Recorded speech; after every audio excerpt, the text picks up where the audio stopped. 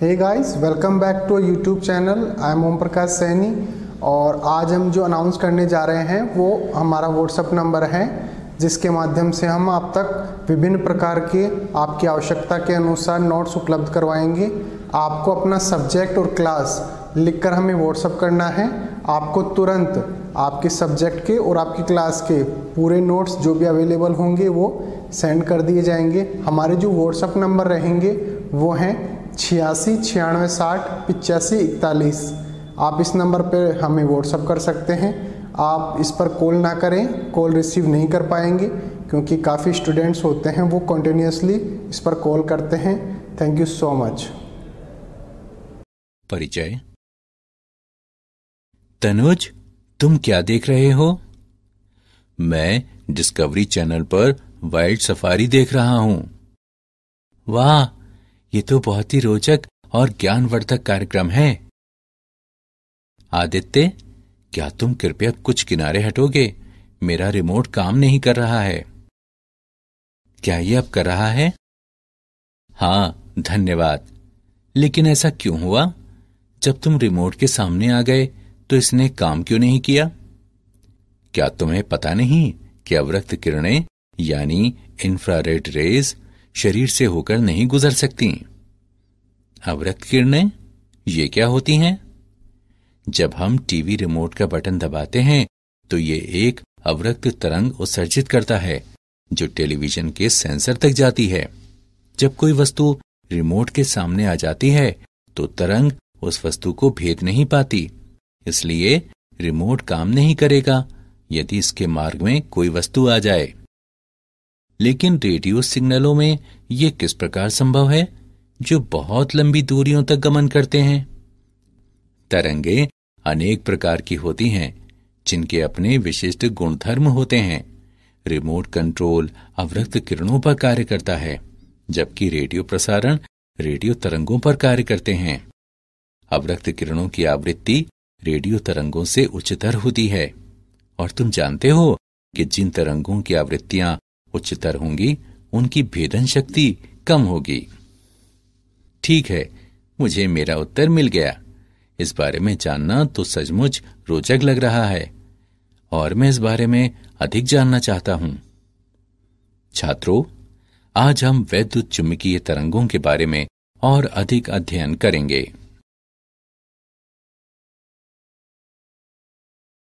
उद्देश्य।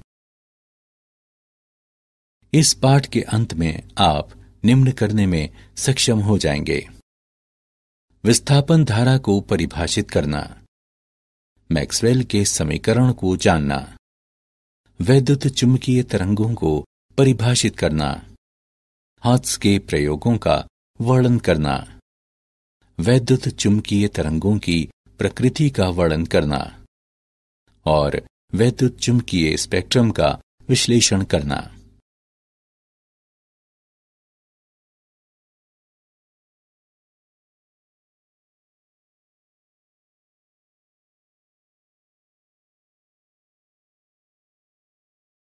विस्थापन धारा। समय के साथ विद्युत फ्लक्स के परिवर्तन के कारण विद्युत परिपथ के कुछ भाग के माध्यम से प्रवाहित होने वाली धारा विस्थापन धारा कहलाती है। एक संधारित्र पर विचार करें जिसे धारा I को नियतांक रखते हुए आवेशित किया गया है। एम्पियर के नियम के अनुसार वक्र C के परितः B का रेखा समाकल C से आबद्ध पृष्ठ के माध्यम से प्रवाहित धारा I के म्यू नॉट गुने होने चाहिए। इसका आशय है कि पृष्ठ S1 के लिए B.dl का समवृत्त समाकल बराबर म्यू नॉट I, लेकिन पृष्ठ S2 के लिए जिसके माध्यम से धारा प्रवाहित नहीं होती है, B.dl का समवृत्त समाकल बराबर 0। इसका अर्थ है कि यहां एक विसंगति है। संधारित्र प्लेटों के बीच में अचालक में परिवर्तनशील विद्युत क्षेत्र से संबद्ध धारा अवश्य होनी चाहिए। प्लेटों पर आवेश परिवर्तन की दर ε0d/dt ऑफ EA, जो ε0d phi E/dt है। अतः विस्थापन धारा निम्न होगी। ID बराबर epsilon naught d phi E बटे डी टी। पृष्ठ S2 के माध्यम से विस्थापन धारा का परिमाण पृष्ठ S1 के माध्यम से चालन धारा के परिमाण के समान होगा। अब एम्पियर का नियम निम्न रूप लेता है। B डॉट dl का संवृत्त समाकल बराबर म्यू नॉट गुणे I plus epsilon naught d phi E बटे डी टी। मैक्सवेल का समीकरण। मैक्सवेल के समीकरण कहलाने वाले निम्न 4 समीकरण वैद्युत चुंबकत्व के मूलभूत समीकरण कहलाते हैं। 1. विद्युत संबंधी गाउस नियम। E डॉट dA का संवृत्त समाकल बराबर Q बटे एप्सिलॉन नॉट। 2. चुंबकत्व संबंधी गाउस नियम। B डॉट dA का संवृत्त समाकल बराबर 0। 3. फैराडे का नियम। E डॉट dl का संवृत्त समाकल बराबर माइनस डी फाई बी बटे डी टी। 4. एम्पियर मैक्सवेल नियम। B डॉट dl का संवृत्त समाकल बराबर mu naught I C plus mu naught epsilon naught d phi E बटे डी टी।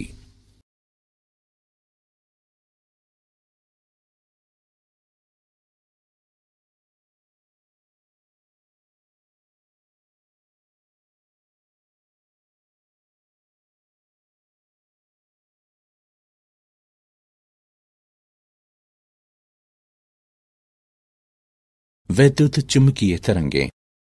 वैद्युत चुंबकीय तरंग एक दूसरे से समकोण पर तथा प्रसार की दिशा के भी समकोण पर विद्युत एवं चुंबकीय क्षेत्र सदिशों में परिवर्तन के कारण दिक् स्थान में उत्पन्न विक्षोभ होता है। ये तरंगें अनुप्रस्थ प्रकृति की होती हैं। मुक्त आकाश में इन तरंगों का वेग प्रकाश के वेग के बराबर होता है, जो कि 3 गुणा 10 की घात 8 मीटर प्रति सेकंड होता है। वैद्युत चुंबकीय तरंगें त्वरित या अवमंदित आवेश या LC परिपथ द्वारा उत्पन्न की जाती हैं। EM तरंगों की आवृत्ति 1/2 पाई √LC होती हैं।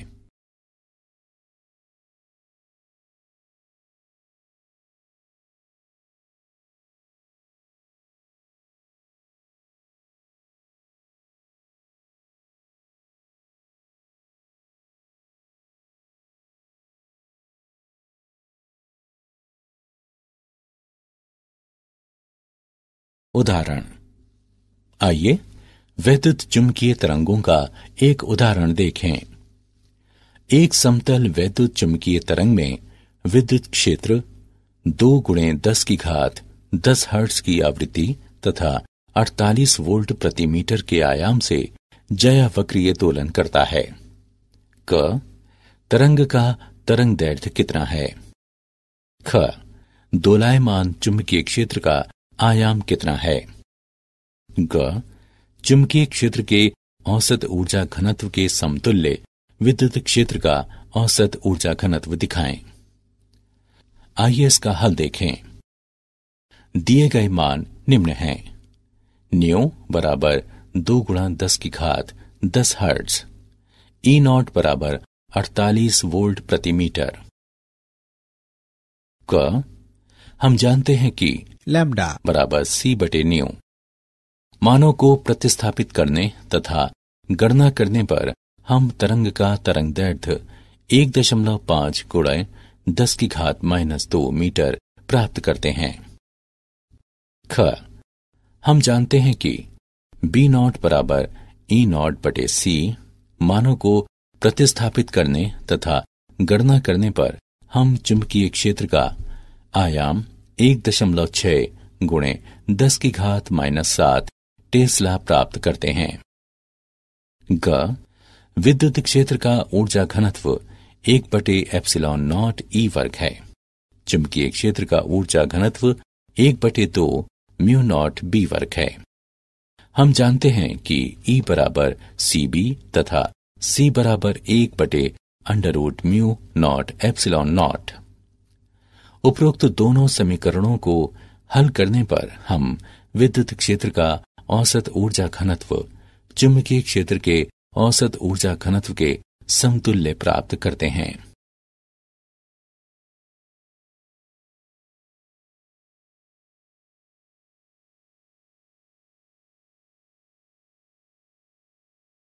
हाथ का प्रयोग। हाथ के प्रयोग। एक प्रेरक कुंडली को धातु के दो बड़े गोलों से जोड़ा गया है जिनके बीच संधारित्र के लिए संकीर्ण स्थान है। प्रेरक कुंडली से गोलों में कम वोल्टता के स्पंद प्रेषित करते हुए परिपथ में विद्युत दोलन प्रेरित किए जाते हैं और एक गोले को धनावेशित तथा दूसरे को ऋणावेशित करते हैं। इस आयनित अवस्था में वायु अंतराल में इलेक्ट्रॉन तथा आयन परिपथ के समान आवृत्ति न्यू के साथ आगे पीछे दोलन करते हैं। इस प्रक्रिया के परिणाम स्वरूप न्यू आवृत्ति की वैद्युत चुंबकीय तरंगें उत्पन्न होती हैं। ये परिपथ एक ट्रांसमीटर कहलाता है क्योंकि ये वैद्युत चुंबकीय तरंगें उत्पन्न करता है।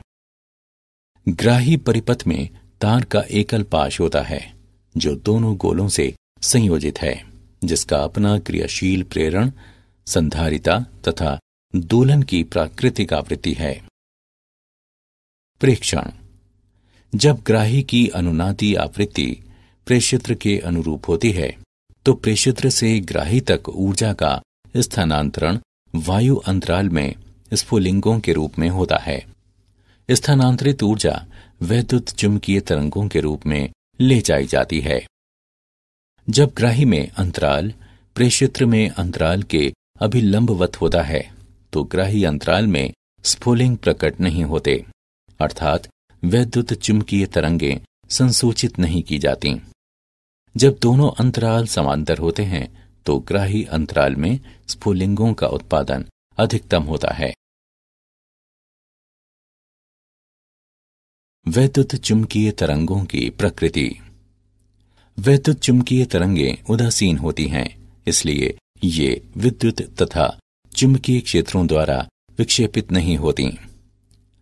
वैद्युत चुंबकीय तरंगों में परावर्तन, अपवर्तन, व्यतिकरण, विवर्तन तथा ध्रुवण के गुणधर्म प्रदर्शित होते हैं। वैद्युत चुंबकीय तरंग में वैद्युतिक तथा चुंबकीय क्षेत्र सदैव समान कला में होते हैं।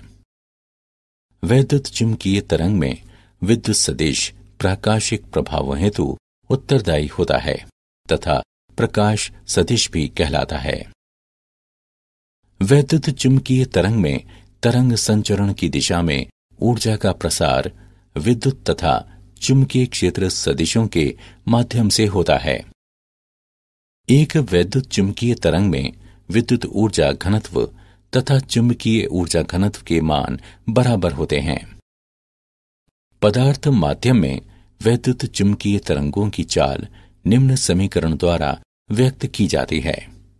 न्यू बराबर C/N।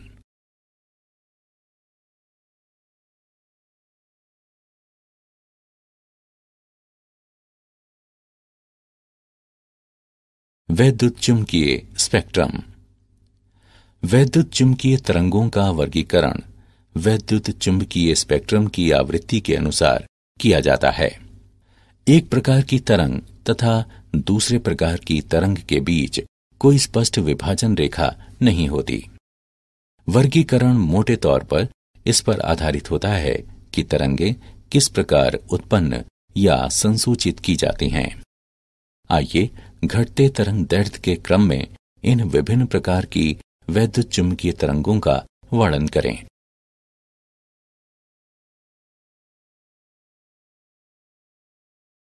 रेडियो तरंगें। निम्नतर आवृत्ति की रेडियो तरंगें विद्युत दोलक परिपथों के उपयोग द्वारा सामान्यतः चालक तारों में आवेशों की त्वरित गति से उत्पन्न होती हैं। ये रेडियो तथा टेलीविजन संचार प्रणालियों में उपयोग की जाती हैं। इनकी आवृत्ति परास सामान्यतः 500 किलोहर्ट्ज से लगभग 1000 मेगाहर्ट्ज तक होती है। सेलुलर फोनों में अत्युच्च आवृत्ति बैंड की रेडियो तरंगों का उपयोग करके ध्वनि संदेशों का आदान प्रदान किया जाता है। सूक्ष्म तरंगें। सूक्ष्म तरंगों की आवृत्ति 3 गीगाहर्ट्ज से लेकर 300 गीगाहर्ट्ज परास तक की होती हैं, जिन्हें विशेष प्रकार की निर्वात नलिकाओं जैसे कि क्लाइस्ट्रॉन, मैग्नेट्रॉन और गन डायोड से उत्पन्न किया जाता है। उच्च आवृत्ति या लघु तरंग दैर्ध्य के कारण ये प्रतिरक्षा एवं विमान संचालन में रडार प्रणालियों के लिए उपयोगी होती हैं। माइक्रोवेव अवन सूक्ष्म तरंगों का घरेलू अनुप्रयोग है।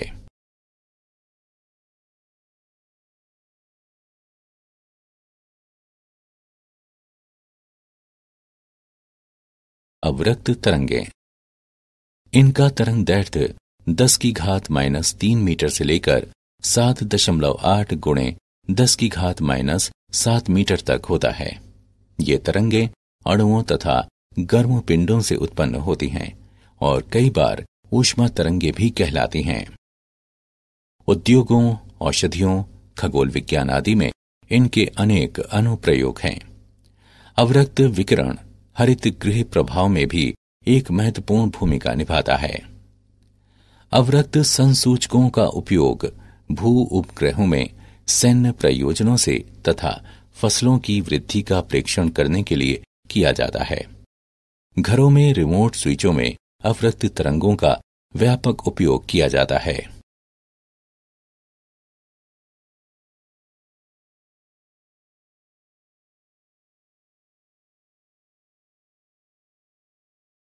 दृश्य तरंगें। ये ऐसी तरंग दैर्ध्य वाला संकीर्ण बैंड होता है जिसके प्रति हमारे रेटिना संवेदनशील होते हैं। इसकी परास लगभग 4 गुणे 10⁻14 हर्ट्ज से लगभग 7 गुणे 10⁻14 हर्ट्ज तक होती है। परमाणुओं और अणुओं के घटकों, विशेष रूप से इलेक्ट्रॉनों की गतियों में आंतरिक समायोजन के परिणाम स्वरूप उनके द्वारा प्रकाश उत्पन्न किया जाता है। प्रकाश द्वारा नेत्र पर उत्पन्न होने वाले विभिन्न संवेद रंग कहलाते हैं, जो वैद्युत चुंबकीय तरंगों की आवृत्ति या तरंग दैर्ध्य पर निर्भर होते हैं। विभिन्न जंतु विभिन्न परास के तरंग दैर्ध्य के प्रति संवेदी होते हैं। पराबैंगनी किरणें। इसमें 400 नैनोमीटर से लेकर लगभग 0.6 नैनोमीटर तक की तरंगें आती हैं। ये तरंगें परमाणुओं एवं अणुओं द्वारा वैद्युतिक विसर्जनों में उत्पन्न की जाती हैं। सूर्य पराबैंगनी विकिरण का एक अत्यंत शक्तिशाली स्रोत है और धूप ताम्रता के लिए यही कारक मुख्यतः उत्तरदायी है, लेकिन इसका अधिकांश भाग ओजोन परत द्वारा अवशोषित कर दिया जाता है। बड़ी मात्राओं में पराबैंगनी प्रकाश मानवों पर नुकसानदेह प्रभाव डालता है। वेल्डिंग आर्क द्वारा बड़ी मात्रा में पराबैंगनी विकिरण उत्पन्न होता है, जिससे अपनी आंखों को सुरक्षित रखने के लिए वेल्डर विशेष कांच के बने चश्मे पहनते हैं। यूवी किरणों का उपयोग नेत्र सर्जरी में किया जाता है तथा यूवी लैंप जल शोधकों में कीटाणुओं को मारने के लिए उपयोग किए जाते हैं। एक्स किरणें। एक्स किरणों का तरंग दैर्ध्य लगभग 10 नैनोमीटर से लेकर 10⁻⁻⁴ नैनोमीटर तक होता है। एक्स किरणें किसी धात्विक लक्ष्य पर उच्च ऊर्जा वाले इलेक्ट्रॉनों की बौछार कराते हुए उत्पन्न की जा सकती हैं। एक्स किरणें जिन पदार्थों से गुजरती हैं उन्हें वियोजित या आयनित करते हुए उसके परमाणुओं और अणुओं को प्रभावित करती हैं। एक्स किरणें चिकित्सीय अनुप्रयोगों जैसे कि चिकित्सा में नैदानिक उपकरणों तथा कुछ प्रकार के कैंसरों के उपचार में उपयोग की जाती हैं। गामा किरणें। ये वैद्युत चुंबकीय तरंगें नाभिकीय अभिक्रियाओं से उत्पन्न होती हैं। गामा किरणें वैद्युत चुंबकीय स्पेक्ट्रम की ऊपरी आवृत्ति परास में आती हैं और इनका तरंग दैर्ध्य लगभग 10 की घात -10 मीटर से लेकर 10 की घात -14 मीटर तक होता है। गामा किरणें अनेक रेडियोधर्मी पदार्थों द्वारा उत्पन्न की जाती हैं और नाभिकीय रिएक्टरों में बड़ी मात्राओं में उपस्थित रहती हैं। ये विकिरण रेडियोधर्मी नाभिकों द्वारा भी उत्सर्जित किए जाते हैं। चिकित्सा में कैंसर कोशिकाओं को नष्ट करने के लिए इनका उपयोग किया जाता है। क्या आप जानते हैं, मैक्सवेल ने समय के साथ परिवर्तनशील विद्युत और चुंबकीय क्षेत्रों के बीच संबंध स्थापित किया तथा इसके लिए समीकरणों का सेट प्रस्तावित किया। उन्होंने दिखाया कि प्रकाश एक वैद्युत चुंबकीय तरंग है। उन्होंने रंग दृष्टि का मात्रात्मक सिद्धांत विकसित किया। दीर्घ तरंगों की ऊर्जा लघु तरंगों से कम होती है। अंतरिक्ष से दीर्घ तरंगें पृथ्वी के वायुमंडल में आसानी से प्रवेश कर जाती हैं। पृथ्वी के ऊपर 45 से 250 मील तक विस्तृत आयनमंडल रेडियो तरंगों को परावर्तित कर सकता है।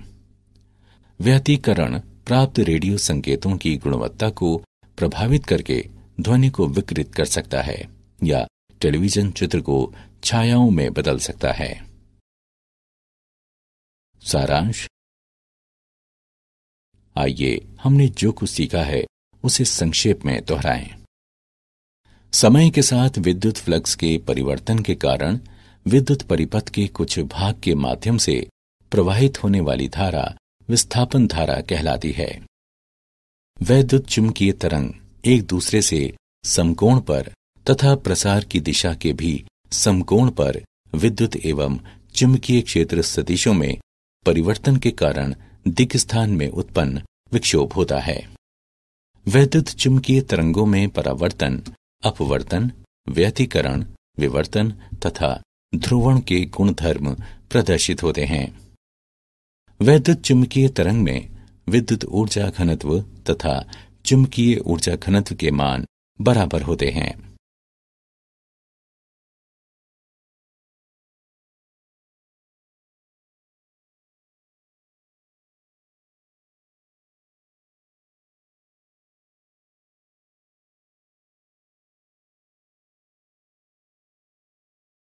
आवृत्ति के अनुसार वैद्युत चुंबकीय तरंगों का वर्गीकरण वैद्युत चुंबकीय स्पेक्ट्रम कहलाता है। रेडियो तरंगें चालक तारों में आवेशों की त्वरित गति से उत्पन्न होती हैं। दृश्य प्रकाश हमारे आसपास की वस्तुओं से उत्सर्जित या परावर्तित होता है, जो हमें विश्व के बारे में सूचनाएं उपलब्ध कराता है। हमारे नेत्र इस परास के तरंगदैर्ध्य के प्रति संवेदनशील होते हैं।